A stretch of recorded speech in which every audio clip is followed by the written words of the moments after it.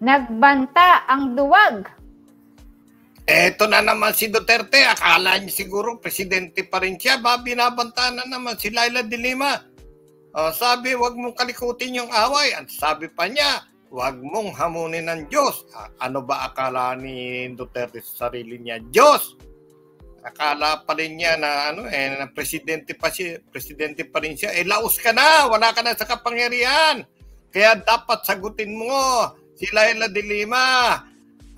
Sagutin mo yung pinagagawa mo sa kanya, pinakulong mo na walang sala. Panagutan mo 'yan.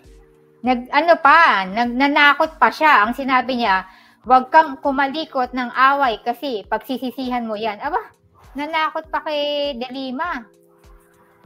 Pero ayun nga akala niya nasa kapangyarihan pa rin siya. Wala ka na, tapos ka na presidente. Sagutin mo na lang sa korte. Kakasuhan ka ni De Lima ngayon. Alright, thank you.